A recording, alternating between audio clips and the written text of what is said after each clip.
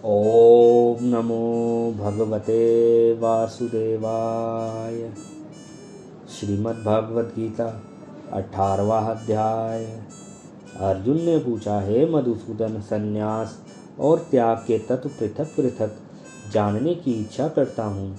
श्री भगवान जी ने कहा, कामना वाले कर्मों को त्याग को ज्ञानी लोग संन्यास मानते हैं और विवेकी पुरुष फलों के त्याग को त्याग कहते हैं। कोई पंडित दोष युक्त जानकर कर्म को त्यागने को उचित समझते हैं। कुछ लोग यज्ञ, दान, तप आदि कर्मों के न छोड़ने को त्याग बताते हैं। हे भारत, त्याग के विषय में हमारे निश्चय जो है वह सुनो।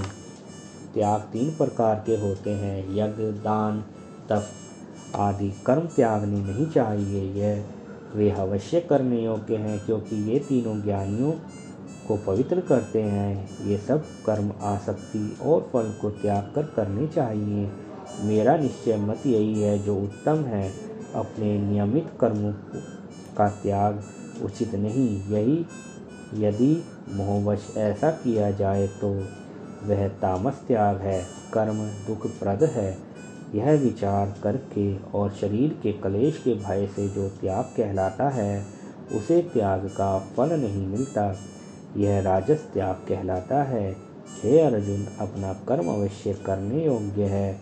फल और आसक्ति को त्याग कर जो किया जाता है वह कर्म सात्विक है।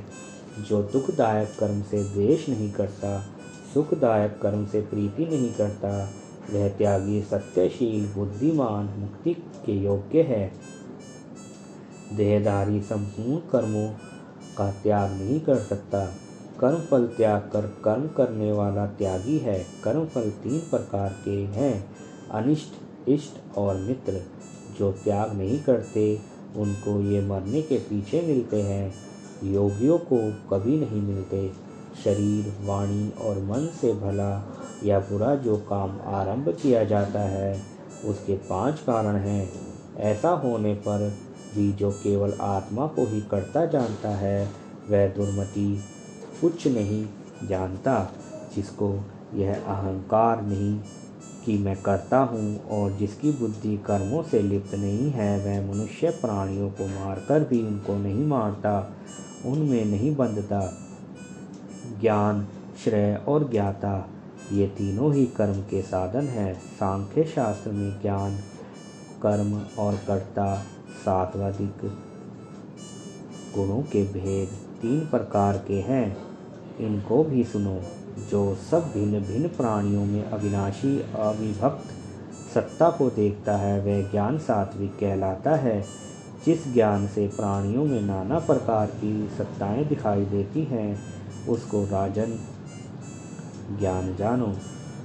ऐसा ज्ञान जिसमें बिना कारण और तत्वार्थ के जाने एक ही कार्य में लगे रहे, अल्प और तामस है। फल की इच्छा ना करके जो नियत किया जाता है, सात्विक है। जो फल की इच्छा से और अहंकार से बड़े यत्न से किया जाता है, वह कर्म राजस है। जो कर्म परिणाम, धन का खर्च, दूसरों की पीड़ा और अपना पुरुषार्थ न जानकर मोहवश किया जाता है, वह तामस कर्म कहलाता है। संग में रहित अहंकार, धैर्य और उत्साह युक्त सिद्ध और असिद्ध में समान जो रहता है, वह सात्विक करता है। रोग मुक्त फल की इच्छा करते हुए लोभी, हिंसक, अपवित्रता, हर्ष, शोक से युक्त राजस कर्ता कहलाता है। चंचल चित्त वाला नीच, मूर्ख, दूसरों की बुराई करने वाला, आलसी, विवादी, दीर्घ सूत्री और तामस कर्ता कहलाता है। हे धनंजय, गुणों की तरह बुद्धि और धैर्य के भी 3 भेद हैं। उनके विस्तार से कहता हूँ, सुनो। बुद्धि, प्रवृत्ति, कर्तव्य, अकर्तव्य, भय और अभय का बंधन व मोक्ष को जानता है, वह सात्विकी है। हे पार्थ, जिससे धर्म और अधर्म, कर्तव्य और अकर्तव्य ठीक निश्चय नहीं होता, वह राजसी बुद्धि है। हे पार्थ, जिस अज्ञान से ढकी हुई बुद्धि करके मनुष्य अधर्म को धर्म मानता है, वह तामसी है। हे पार्थ, एकाग्रचित्त होने से इधर उधर ना डिगने वाली, जिस धृति के द्वारा मन, प्राण और इंद्रियों की क्रिया ठीक चलती है वह सात्विकी है।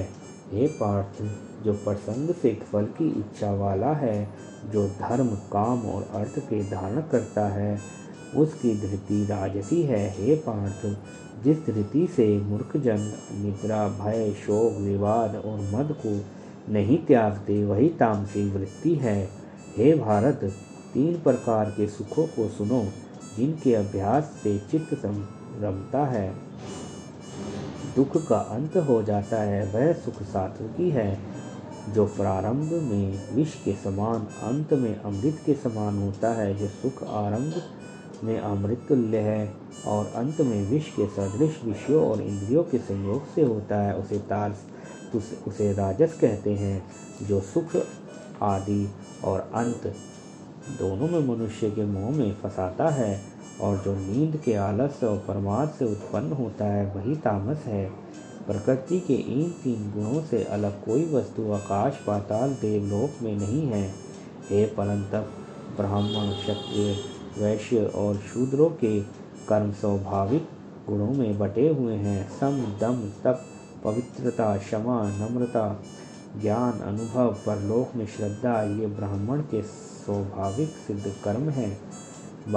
बहादुरी, तेजस्विता, धैर्य, चतुराई, युद्ध में स्थिरता, उदारता, प्रभुता, ये क्षत्रियों के स्वाभाविक कर्म हैं। खेती, गोरक्षा, व्यापार वैश्यों के स्वाभाविक कर्म हैं। 3 वर्णों की सेवा शूद्र के स्वाभाविक कर्म हैं। जो लोग अपने अपने प्रवृत्तियों के अनुसार कर्म करते हैं, उनको सिद्धि प्राप्त होती है।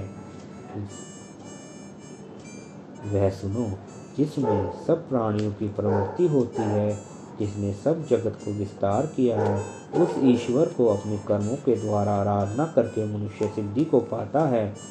दूसरे उत्तम धर्म में अपना ही धर्म श्रेष्ठ है। स्वाभाविक कर्म करने से पाप नहीं लगता।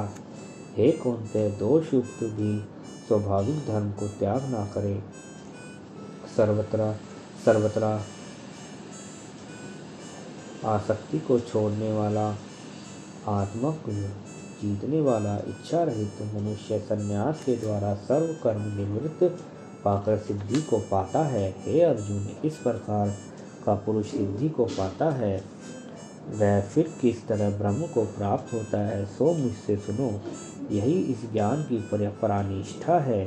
शुद्ध बुद्धि से होकर मुक्त धृति द्वारा मन को वश में लाकर शब्दादि विषयों को छोड़कर राग द्वेष से रहित एकांत में रहने वाला, मिताहारी वाणी और मन को जीतने वाला, नित्य ध्यान युक्त वैराग्यवान, अहंकार, बल, काम, क्रोध व परिग्रह छोड़कर मुक्ताहीन शांत मनुष्य ब्रह्म भाव के योग्य होता है। ब्रह्म को प्राप्त हुआ पुरुष प्रसन्न चित्त होकर शोक व अभिलाषा को नहीं करता और जीव मात्र में समदर्शी होकर मुझ में परम भक्ति पाता है। इस प्रकार ज्ञानी मुझ में निवास करने वाला सदैव सब कर्मों को भी करता हुआ मेरे इस अनुग्रह से अविनाशी सनातन मोक्ष पद को प्राप्त होता है, वैसे ही ठीक जानता है। तदनंतर तत्व से मुझको जानकर फिर मुझ में ही प्रवेश करता है। सावधानी से अपने मन मुझ में स्थिर कर सब कर्मों को मुझ में ही अर्पण कर बुद्धि योग के आश्रम से निरंतर अपने चित्त को मुझ में लगा दे। मेरे में चित्त लगाकर मेरी कृपा से सब दुर्गम कष्टों से तर जाओगे। यही यदि अहंकार से मेरी बात सुनोगे तो नष्ट हो जाओगे। यदि अहंकार का आश्रय लेकर युद्ध नहीं करूँगा ऐसा मानते हो तो तुम्हारा निश्चय झूठा है, क्योंकि स्वभाव तुम्हें युद्ध में लगवावेगा। हे कौन्तेय, जिस कर्म को तू अब मोह से नहीं करना चाहता, वही अपने स्वाभाविक कर्म में बंधा हुआ बेबस होकर रहेगा। हे अर्जुन, प्राणियों के हृदय में स्थिर ईश्वर उनको माया से इस प्रकार भरमा रहा है मानो सब यंत्र पर चढ़े हैं। हे भारत, सब भावों से उसी की कृपा से परम शांति और मुक्ति का पाओगे। यह गूढ़ ज्ञान मैंने तुमको कहा, इसे भली भांति विचार कर जैसे चाहते हो वैसा करो। सब में गुण वचन को और सुन। क्योंकि तू मेरा परम पवित्र मित्र है। इससे तेरे हित को कहूँगा। मेरे में मन लगाओ और मेरे भक्त हो, मेरा यज्ञ करो, मुझे ही नमस्कार करो, इस प्रकार मुझे पाओगे। यह मैं सत्य प्रतिज्ञा करता हूँ, क्योंकि तुम मेरे मित्र हो। सब धर्मों को छोड़कर केवल मेरी शरण में आओ, मैं तुम्हें सब पापों से छुड़ा दूंगा। सोच ना करो, यह मेरा रहस्य। पुरुष से जो मेरा तप ना करता हो, मेरा भक्त ना हो, सेवक ना हो, मेरा निंदक हो, कभी ना कहना चाहिए। जो इस परम गुप्त ज्ञान को मेरे भक्तों में प्रकट करेगा, वह मेरी परम भक्ति को पाकर अंत में निश्चय ही मुझ में लीन हो जाएगा। इससे अधिक मेरे लिए प्यारा काम करने वाला मनुष्य में दूसरा कोई नहीं होगा, और उससे बढ़कर मुझे कोई प्यारा भी ना होगा। हमारे इस धर्म संवाद को जो कुछ पढ़ेगा, मैं समझूंगा कि उसने ज्ञान यज्ञ से मेरी पूजा की है। जो श्रद्धावान पुरुष दोष ढूंढे बिना इसको सुनेगा, वह भी मुक्त होकर पुण्य आत्माओं को मिलने वाले शुभ लोगों को प्राप्त होगा। हे पार्थ, तुमने एकाग्रचित से इस मेरे कहे हुए उपदेश को सुना या नहीं? अर्जुन, तुम्हारे अज्ञान से उत्पन्न हुआ मोह नष्ट हो गया या नहीं? अर्जुन ने कहा, हे भगवान, आपकी कृपा से मेरा मोह नष्ट हो गया है और स्मृति प्राप्त हुई है। निसंदेह आपकी आज्ञा में स्थित हूँ और जैसा आपने कहा वैसा ही करूँगा। संजय कहते हैं, हे धृतराष्ट्र, मैंने व्यास जी की कृपा से साक्षात योगेश्वर श्री कृष्ण जी के मुख से इस परम गुहम संवाद को सुना। हे राजन, श्री कृष्ण और अर्जुन के अद्भुत पुण्य कारण संवाद को स्मरण करके मैं बारंबार प्रसन्न होता हूँ। श्री कृष्ण भगवान जी ने कहा है, जो उनके उस अद्भुत रूप को स्मरण करके मुझे बड़ा ही विस्मय होता है। हे राजन, मेरी ऐसी धारणा है कि जहाँ योगेश्वर कृष्ण है, जहाँ पार्थ तनुधारी, वही राज्य, लक्ष्मी, विजय, ऐश्वर्य और अटल नीति है। ओम नमो भगवते वासुदेवाय। इति श्रीमद्भगवद्गीता सुपनिषत्सु ब्रह्मविद्यायोगशास्त्रे श्रीकृष्णार्जुन संवादे संन्यास योगो नाम अष्टोदशोऽध्याय समाप्तो।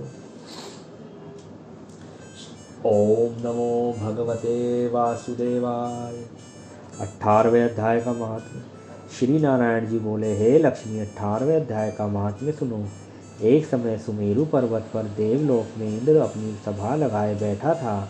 उर्वशी नृत्य कर रही थी, बड़ी प्रसन्नता से बैठे थे। इतने में एक चतुर्भुज रूप जीव का पार्षद ले आए। इंद्र से सब देवताओं के सामने कहा, तू उठ, इसको बैठने दे। यह सुनकर इंद्र सहन न कर सका और तेजस्वी को आसन पर बैठा दिया। इंद्र ने अपने गुरु बृहस्पति जी से पूछा, गुरुजी, आप त्रिकालदर्शी हो, देखो इसने कौन पुण्य किया है जिस पर यह इंद्रासन का अधिकारी हुआ है। मेरे जाने तो इसने तीर्थ, व्रत, यज्ञ, दान कोई नहीं किया। यही सब बात बृहस्पति जी ने भगवान से कही। तब प्रभु ने बृहस्पति जी को कहा कि इसने मन में भोगों की वासना करी थी, परंतु यह गीता जी के 18वें अध्याय का नित्य पाठ करता था। उससे जब इसने देह छोड़ी, तब मैंने आज्ञा करी, हे पार्षदों, तुम इसको पहले ले जाकर इंद्रलोक से सुख भोगा दो। जब इसका मनोरथ पूरा हो जाए, तब मेरी सायुज्य मुक्ति को पहुंचा दो। सो तुम जाकर भोगों की सामग्री इकट्ठी कर दो। तब इंद्र और सब देवता आकर इंद्र ने सब भोगों की वस्तु एकत्रित कर दी। कहा, इंद्रलोक के सुख को भोगो। कई काल इंद्रपुरी के सुख भोग कर फिर श्री भगवान जी की कृपा से सायुज्य मुक्ति हो पाकर वैकुंठ का अधिकारी हुआ। श्री नारायण जी कहते हैं कि हे लक्ष्मी, यह 18वें अध्याय का महात्म्य है। गंगा जी, गीता जी, गायत्री, कलयुग में यह तीनों मुक्ति की दाता है। ओम नमो भगवते वासुदेवाय। ओम नमो भगवते वासुदेवाय। ओम नमो भगवते वासुदेवाय।